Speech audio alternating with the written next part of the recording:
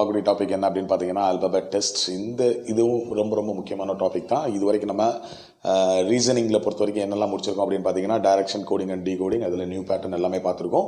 இன்றைக்கி நம்ம பார்க்க போகிறது என்ன அப்படின்னா ஆல்பபெட் டெஸ்ட். இந்த ஆல்பபெட் டெஸ்ட்லேயும் 1 மார்க் 2 மார்க்கான கொஸ்டின்ஸ் வந்து நிறைய கேட்கறதுக்கான வாய்ப்புகள் இருக்குது. நிறைய எக்ஸாமினேஷனில் கேட்டிருக்காங்க. இதில் உள்ள மாடலையும் நம்ம இன்றைக்கி பார்க்க போகிறோம். ஓகேங்களா? ரைட். முதலாவது என்ன அப்படின்னு நீங்கள் பார்த்தீங்கன்னா இந்த ஆல்பபெட் டெஸ்ட்டை பொறுத்த வரைக்கும் ஒரு குறிப்பிட்ட மாடல்கள் இருக்குது. என்னெல்லாம் வரும் அப்படின்னு பார்த்தீங்கன்னா இந்த நம்ம டிக்ஷனரி மோடில் ஒரு ஆல்பபெட் ஆர்டரில் ஒவ்வொரு வேர்ட்ஸ் கொடுத்துருப்பாங்க. அந்த வேர்ட்ஸ் டிக்ஷனரி மோடில் எழுதிட்டு இதில் ஃபஸ்ட் லெட்டர் என்ன, செகண்ட் லெட்டர் என்ன, தேர்ட் லெட்டர் என்ன, மிடில் வர்றது என்ன, அந்த மாதிரிலாம் கேட்பாங்க. அதுக்கப்புறம் வந்து பேர் டெஸ்ட் அப்படின்னு ஒன்று இருக்குது. அதுக்கப்புறம் இந்த லெட்டர்லேருந்து இந்த லெட்டர் லெஃப்ட்டில் போனால் ரைட்டில் வந்தால் இந்த மாதிரி டைரக்ஷன்ஸ், கோடிங் அண்ட் டீகோடிங்கில் நம்ம என்னெல்லாம் படித்தோமோ அது இதில் கொஞ்சம் பேஸாக இருக்கும்.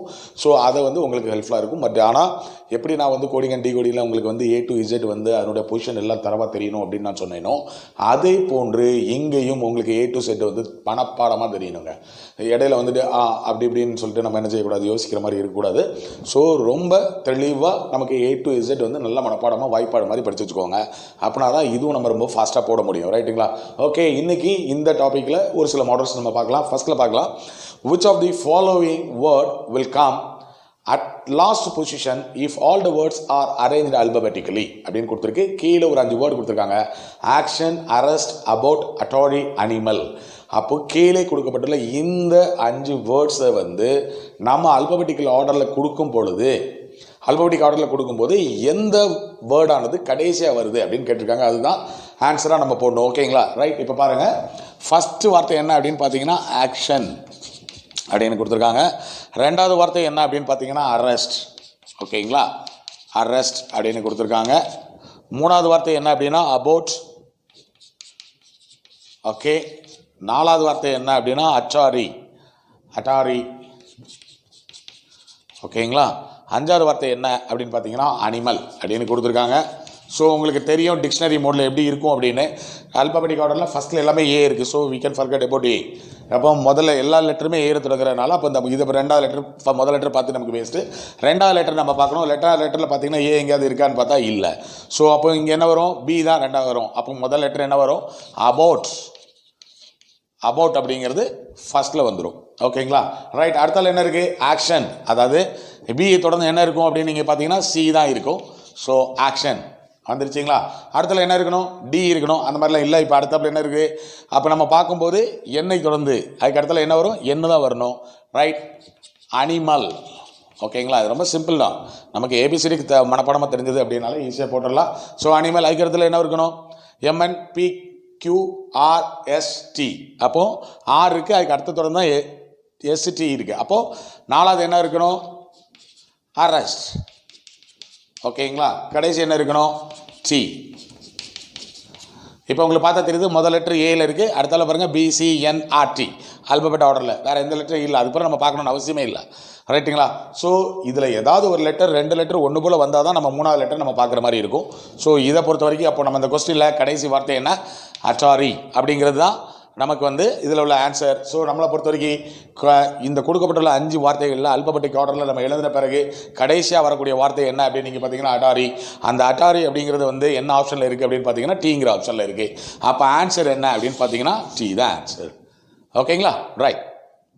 ரெண்டாவது இன்னொரு மாடல் பார்க்கலாம். மாடல் என்ன அப்படின்னு நீங்கள் பார்த்தீங்கன்னா if the following 5 words are arranged in alphabetical order which word will come in the middle அப்படின்னு கொடுத்துருக்காங்க. இப்போ இதில் என்ன கொடுத்துருக்காங்க அப்படின்னு பார்த்தீங்கன்னா 5 வார்த்தைகள் கொடுக்கப்பட்டிருக்கு. அந்த 5 வார்த்தைகளில் எந்த வார்த்தை இந்த ஆல்பபெட்டிக் ஆர்டரில் எழுதின பிறகு எந்த வார்த்தையானது மிடில் வருது அப்படிங்கிறத அவங்க நமக்கு கேட்டிருக்காங்க. சரி, ரைட். இப்போ அதில் கொடுக்கப்பட்டுள்ள வார்த்தைகள் என்ன அப்படின்னு பார்த்தீங்கன்னா முதல்ல என்ன இருக்குது, ரைட்ஸ் அப்படின்னு கொடுத்துருக்காங்க. ரெண்டாவது வார்த்தை என்ன கொடுத்துருக்காங்க அப்படின்னா ஸ்லீப் அப்படின்னு கொடுத்துருக்காங்க. மூணாவது வார்த்தை என்ன கொடுத்துருக்காங்க அப்படின்னா கோ அப்படின்னு கொடுத்துருக்காங்க. நாலாவது வார்த்தை என்ன கொடுத்துருக்காங்க, ஈட்ஸ் அப்படின்னு கொடுத்துருக்காங்க. அஞ்சாவது வார்த்தை என்ன கொடுத்துருக்காங்க, கம் அப்படின்னு கொடுத்துருக்காங்க. ஓகேங்களா? இந்த 5 வார்த்தையும் ஆல்பபெட்டிக் ஆர்டரில் எழுதின பிறகு இந்த 5 வார்த்தைகளில் நடுவில் இடம் பிடிக்கக்கூடிய வார்த்தை என்ன, which word will come in the middle, இதுதான் நமக்கு கேட்டிருக்கக்கூடிய கொஸ்டின். இப்போ நமக்கு தெரியும். ஸோ நம்ம இதை முதல்ல வந்து நம்ம என்ன எழுதணும், அல்பபெட்டிக்கல் ஆர்டரில் இருந்தால் இப்போ ஃபஸ்ட் லெட்டர் எல்லாமே மாறி தான் இருக்குது. ஸோ ஃபஸ்ட் லெட்டர்லேருந்து நம்ம போனோம் அப்படின்னா முதல்ல வர்றது என்ன தான் வரும், ஏபிக்கு அடுத்தாப்புல சி தான் வரும். ஸோ ஃபஸ்ட் நீங்கள் எழுதிக்க வேண்டிய வார்த்தை என்ன அப்படின்னா கம். அதை தொடர்ந்து என்ன இருக்கும், ABCDE, டியில் இல்லை ஈயில் இருக்குது. ஸோ அடுத்த வார்த்தை என்னவா இருக்கும், இ. அடுத்தல என்ன இருக்கும், இஎஃப் ஜி, எஃப்ல வார்த்தை இல்லை, இப்போ ஜியில் இருக்கு. ரைட், கோ. அதுக்கடுத்தால உங்களுக்கு தெரியும் டபிள்யூங்கிறது எஸ்ஸுக்கு பின்னால் தான் வரும். ஸோ அடுத்தால என்ன எழுதிக்கலாம்? ஸ்லீப் அப்படின்னு எழுதிக்கலாம். அடுத்தால ரைட். ஓகேங்களா? ரொம்ப சிம்பிளான சம்மை தான். என்ன இந்த மாதிரி சிம்பிளான சம்மை சார் கொடுத்துருக்காங்க அப்படின்னு நீங்கள் நினைக்காதீங்க. எதுக்காக அப்படின்னா இது ஒரு பேசிக்கான சம்மை, இதுலேயும் கொஸ்டின் கேட்டிருக்காங்க. ஸோ இதை பற்றி நம்ம தெரிஞ்சுக்கணும் அப்படிங்கிறக்காக சொல்லியிருக்கோம், வேறு ஒன்றும் இல்லை. ஸோ இதில் மிடில் வர்றது என்ன? கோ. அப்போ கோங்கிறது நமக்கு எத்தனாவது ஆப்ஷனில் இருக்குது அப்படின்னு பார்த்தீங்கன்னா சிங்கிற ஆப்ஷனில் இருக்குது. நமக்கு என்ன இருக்குது? சிங்கிறது ஆன்சர். ஓகேங்களா? ஸோ இது சிம்பிளாக இருந்தால் கூட அந்த ஏபிசிடிலையோ நமக்கு அது தெரியணும். அதே நேரத்தில் நம்மளை அறியாமலே கேர்லெஸ் சொல்கிறதுக்கான வாய்ப்புகள் நிறையா இருக்குது. ஆகையினால தான் இந்த சம்ம நம்ம இருக்குது போட்டு பார்க்கும். இதே மாதிரி சம்ம ரொம்ப ஈஸி தானே அப்படின்னு போடாங்க, போட்டு பாருங்கள். அப்படின்னா தான் நம்மளை அறியாமல் விடக்கூடிய அந்த கேர்லெஸ் மிஸ்டேக் வராமல் இருக்கும். ஓகேங்களா? ரைட். அடுத்து இப்போ மூணாவது ஒரு மாடல் பார்க்கலாம். என்ன அப்படின்னு பார்த்தீங்கன்னா இங்கே இப்போ ஒரு சம் கொடுத்துருக்காங்க. என்ன சம் பாருங்கள். If the letters in each of the following 5 words are first rearranged in the alphabetic order and then the group of letters so formed are rearranged as in a dictionary, which word would have its group of letters in the middle among the 5? அதாவது இதனுடைய தமிழாக்கம் என்ன அப்படின்னா, கீழே கொடுக்கப்பட்டுள்ள இந்த 5 word, இந்த 5 வேர்டை முதல்ல அல்பபெட்டிக்கல் ஆர்டரில் எழுதிக்கங்க. அதுக்கப்புறம் அந்த எழுதுனது அல்பபெட்டிக் ஆர்டரில் எழுதின பிறகு அதை டிக்ஷனரி மோடுக்கு மாற்றுங்க. அப்படி டிக்ஷனரி மோடுக்கு மாற்றின பிறகு அதில் உள்ள மிடில் என்ன லெட்டர் வருது, அதாவது எந்த வார்த்தை வருது அப்படிங்கிறத கேட்டிருக்காங்க. ரைட்டுங்களா? ரைட். இப்போ முதல்ல இது என்ன பண்ணணும்? அல்பபெட்டிக்கல் ஆர்டரில் மாற்றணும். இதில் ஃபர்ஸ்ட் வார்த்தை என்ன கொடுத்துருக்காங்க? Leaf, loan, coat, meet, scene அப்படின்னு கொடுத்துருக்காங்க. இப்போ லீஃப்ங்கிற வார்த்தையை நம்ம மாற்றினோன்னா என்ன வரும்? ஏஇஎஃப்எல். ரைட்டுங்களா? ஏஇஎஃப்எல். அதாவது நான் உங்களுக்காக இந்த தடவை ஏ டு இசட் வரைக்கும் வேறு எழுதி வச்சுருக்கேன். எதாவது இருந்தாலும் பார்த்துக்கலாம். ஏஇஎஃப்எல் கரெக்டாக வந்துருச்சு அல்பபெட்டல் ஆர்டரில். இப்போ லோன் அப்படின்னா ஏ, அடுத்தால என்ன இருக்கணும்? ஏக்கு அடுத்தால என்ன இருக்கணும்? நமக்கு எல்லு தான் வரும். ரைட்டுங்களா? அதுக்கு அடுத்தால என்ஓ வரும். அப்போ ஏஎல்என்ஓ மிஸ் பண்ணிடக்கூடாது. ரைட்டுங்களா? அடுத்தால கோட் பாருங்க, ஏஜிஓடி. ரைட்டுங்களா? அடுத்தால இங்கே என்ன இருக்கு? ஏஇஎம்டி. அதுக்கால இங்கே என்ன? இஇஎஸ், இஇஎன்எஸ். கரெக்டுங்களா? ரைட். இப்போ நம்ம என்ன பண்ணிட்டோம்? இது அல்பபெட்டிக்கல் ஆர்டரில் எழுதிட்டோம். இனிமேல் இதில் டிக்ஷனரி ஆர்டரில் எழுதணும்.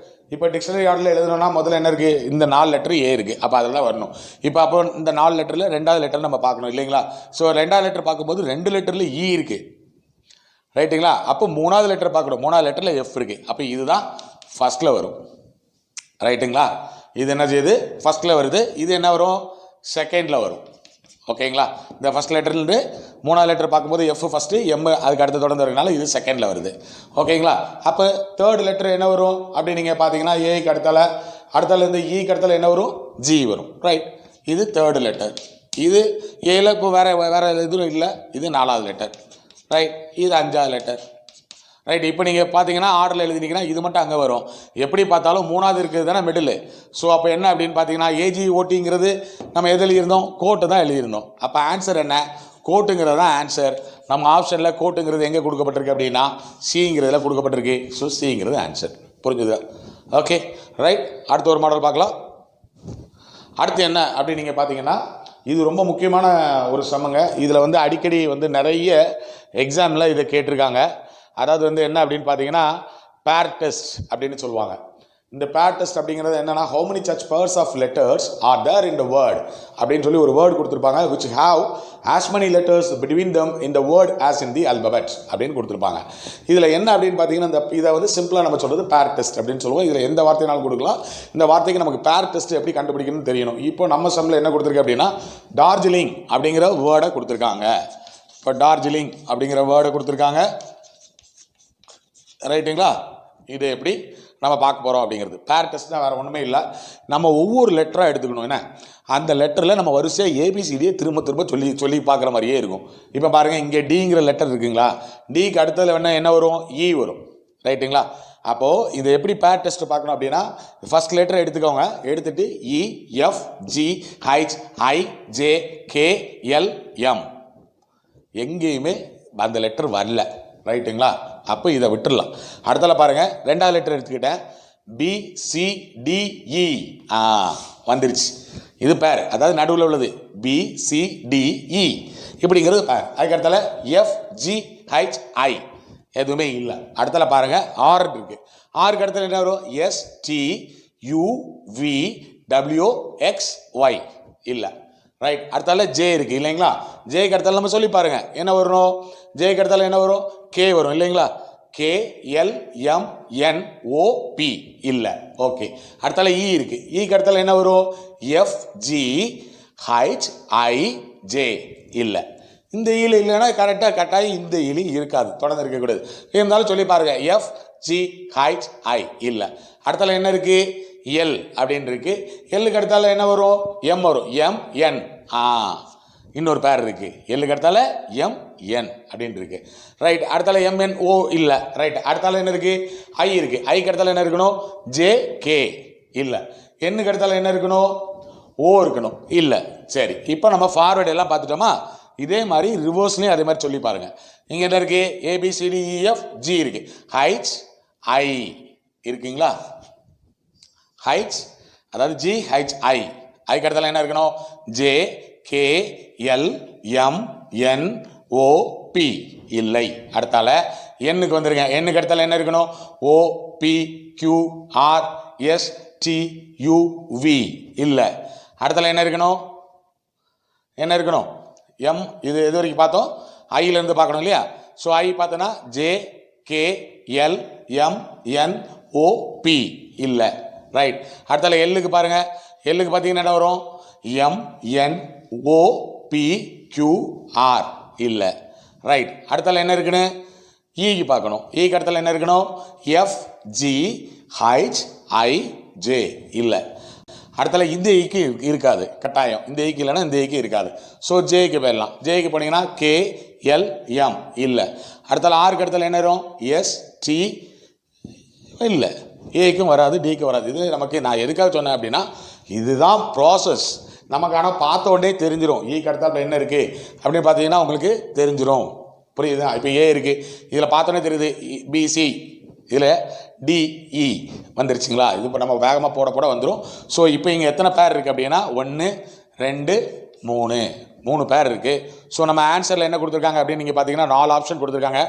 1 2 3 4 மோர் தென் 4 கொடுத்துருக்காங்க. அப்போது நமக்கு 3 பேர் இருக்கிறதுனால 3 தான் ஆன்சர். அந்த ஆப்ஷன் வந்து சி. அப்போ சி தான் ஆன்சர். இது எல்லா சம்லையும் அடிக்கடி பேங்க் எக்ஸாமில் கேட்குறாங்க.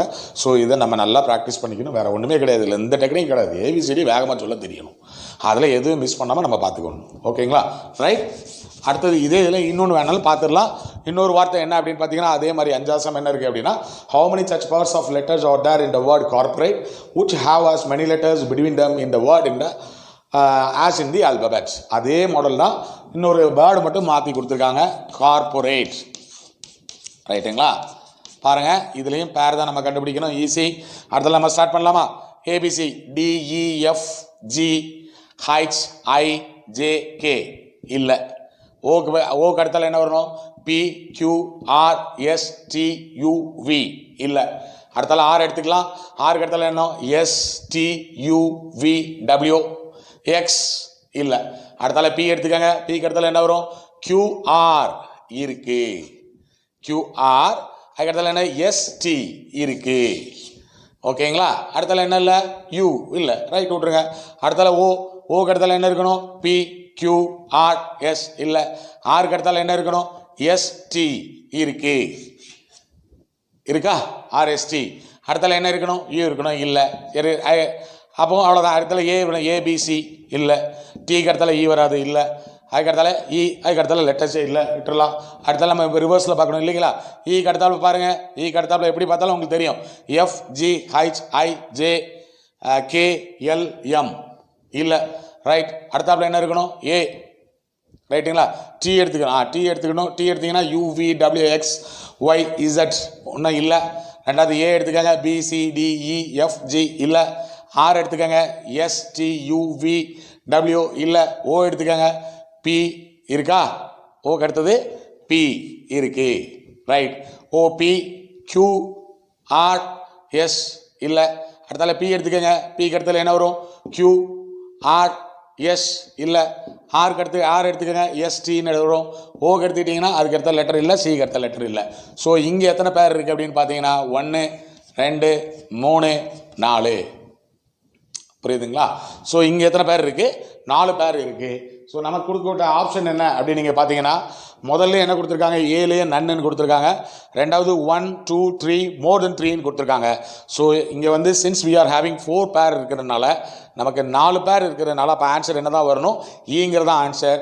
மோர் தென் 3, அப்போ மோர் தென் 3 அப்படிங்கிறது தான் இதனுடைய ஆன்சர்.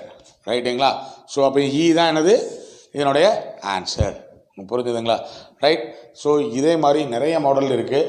ஸோ இந்த ஆல்பபெட் டெஸ்ட்டை இன்னும் தொடர்ந்து பார்ப்போம். அடுத்த வீடியோவில் நான் உங்களை வந்து இன்னும் மாடலோட உங்களை வந்து பார்க்குறேன். ஸோ இந்த வீடியோ உங்களுக்கு பிடிக்கும்னு நினைக்கிறேன். ஸோ பேசிக்கான சம்மா இருந்தாலும் நம்ம திரும்ப திரும்ப போடும்போது தான் நமக்கு அந்த ப்ராக்டிஸ் கிடைக்கும். அந்த ப்ராக்டிஸ் கிடைக்கும் போது தான் ஸ்பீட் கிடைக்கும். ஓகேங்களா? ஸோ இந்த வீடியோ உங்களுக்கு பிடிக்கும்னா நீங்கள் லைக் பண்ணுங்கள், உங்கள் நண்பர்களோட ஷேர் பண்ணுங்கள், சப்ஸ்கிரைப் பண்ணாங்க மறக்காமல் பெல் பட்டன் அமைக்கி சப்ஸ்கிரைப் பண்ணுங்கள். இதை தொடர்ந்து இன்னும் சில மாடலோடு உங்களை வந்து சந்திக்கிறேன். அதுவரை உங்களிடமிருந்து விடைபெறுவது உங்கள் அண்ணா முத்துக்குமார். நன்றி.